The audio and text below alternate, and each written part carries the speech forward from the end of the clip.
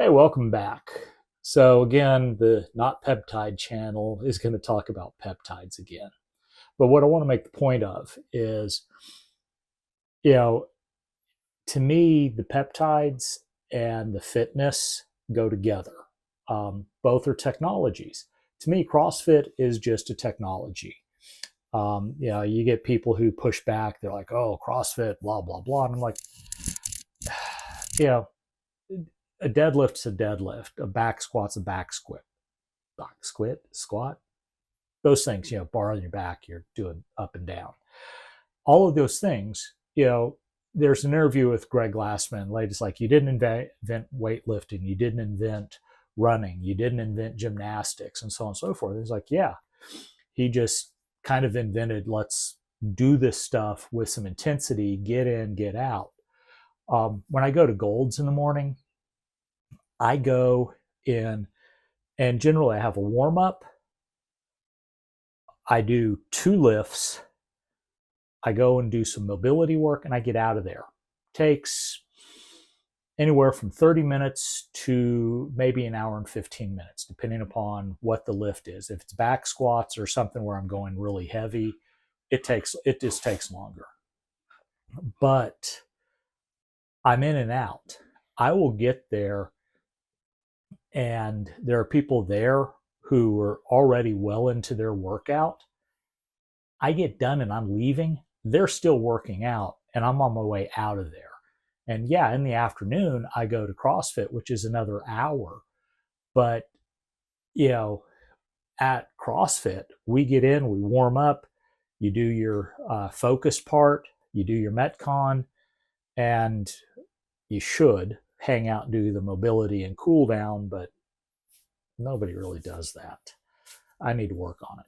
But my point is, it's just a technology and it's a good technology. And the reason, in my opinion, you should use it is if you don't really know what you're doing, you can mostly show up at a CrossFit gym, do what the coach says, get a good workout in, and get out of there. And you don't have to worry about the programming. You don't have to think a whole lot, which is nice, especially early on. What I will say is common sense still applies. If you're looking at a workout and, you have coaches who think that they're training Navy SEALs or Force Recon Marines or some crap like that, yeah, find another gym. If you're looking at a workout, like I don't like doing box jumps in the past. I'm making myself do them now. Yesterday's workout was an open workout. It was 5 shoulder to overhead. A shoulder overhead just means you clean the bar from the ground. Once it's up to your shoulders, you're going to press the bar over your head, whether you just do a strict press or a push press. A push press means, you dip down and you drive up with your legs and the momentum helps get the bar over your head. That's acceptable. Or a push jerk, which means you kind of double dip, if you will. So, you go down, push up, and then as the bar is going up, you duck under it, lock your arms out, and then finish with your legs. The idea being each iteration puts more of the load into your legs, theoretically, meaning that, you can lift more weight or just you don't wear your arms out as fast. I prefer just doing a strict press because I want the stimulus into my shoulders so I can build to a 225 strict press, which I've got 75 pounds to go. We'll get there.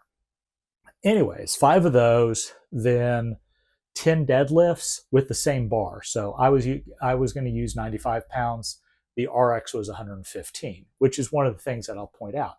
When you show up at the gym and they've got this workout program and they've put RX weight at doing power cleans with 185 pounds and they want 10 of them. That's fucking nuts.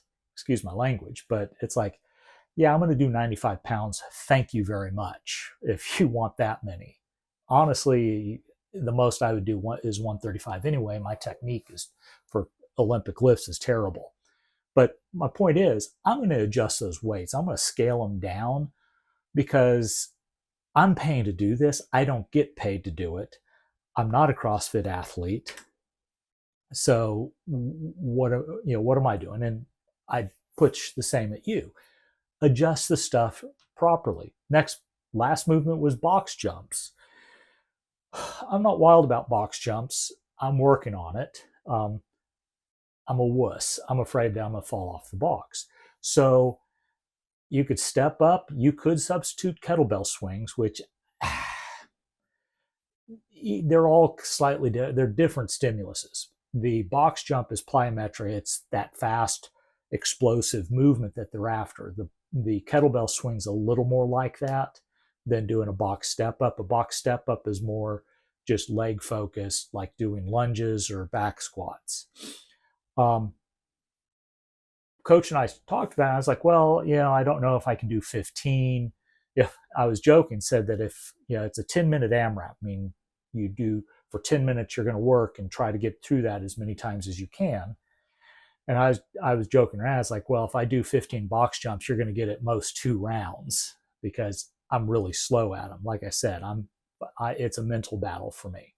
Anyway, so she was like, well, how about you do 7 box jumps and then finish it off with step ups, which would have been reasonable. And that's kind of what I'm talking about here is you adjust the workout to your capabilities, because the whole point is the fact that you're even in the gym is kind of amazing when you look at the health and condition that we have in this world today.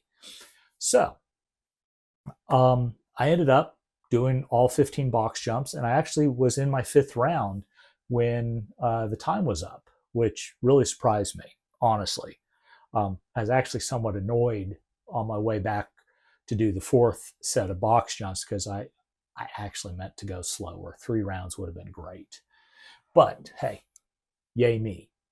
Anyway, so my point is with CrossFit, it's not dangerous or anything like that. It's an IQ test for people. And it seems that a lot of people fail the IQ test. They injure themselves, they do stupid things, and they take on the workout in the wrong way. So you've got that piece, the fitness. You're going to the gym, and as you're using something like Retatrutide to control what you're doing in the kitchen and you're adjusting your diet, you should be adjusting your entire lifestyle along with it, because you can't stay on Retatrutide or any of these GLP-1s for your whole life. One, they're expensive. I mean, even using Retatrutide from the gray market, I'm paying like $150 for a 10 milligram bottle.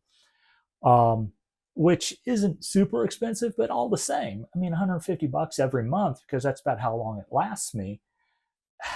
I could use that $150 for something else. And, if you were using the big pharma stuff, some of those are like $500 or more a month, which is insane because, insurance is not going to cover it anymore. So you implement the lifestyle change and get yourself so that you can come off of that stuff and have this new lifestyle and be in good shape, so that you can go and do stuff and not have to keep using it. And to me, CrossFit's the easy button here. So this is the reason why I'm talking about peptides, is because I'm in the gym all the time, and the peptide, using Retatrutide, it was an experiment because I was like, okay, what is all of this? And as I explained, what it's done for me, I'm amazed with, and I'm a huge fan of the medication. The other ones like MOTS-c, I think is fantastic. It's an incredible peptide that does amazing things for you, or at least has for me. The ipamorelin and CJC, I'm seeing the results. They take a little longer, but you don't want to be taking this stuff the whole time. So you use these things together to get yourself into a good place and set up the behaviors and habits that set you up so that you can come off of them and have a wonderful life. So the whole point of this is, on the other side, the next video I'm doing is I'm going to be talking about the work I'm doing with Apple Silicon, building AI applications and things. And that's the stuff I want to do the rest of my life. And I'm watching my, people in my peer group and family members and stuff, and their health is deteriorating. And I hate that for them. And at the base, to me, is things like, going to the gym at a minimum. To me, CrossFit is the easy button. It makes just going to the gym really easy to do. You don't have to think a whole lot. Somebody else is taking care of the details for you. You just got to show up and do what they say. And that is a means to which I'm in a good place to focus on tech and write software and learn new things and just keep this high-tech lifestyle thing going. But anyway, I'm kind of nattering on. This is really disorganized. Welcome to ADHD land. If you're enjoying this, I hope you subscribe. I hope you keep coming back for more. And I'm going to wish you a good evening and get out of here. So have a good one.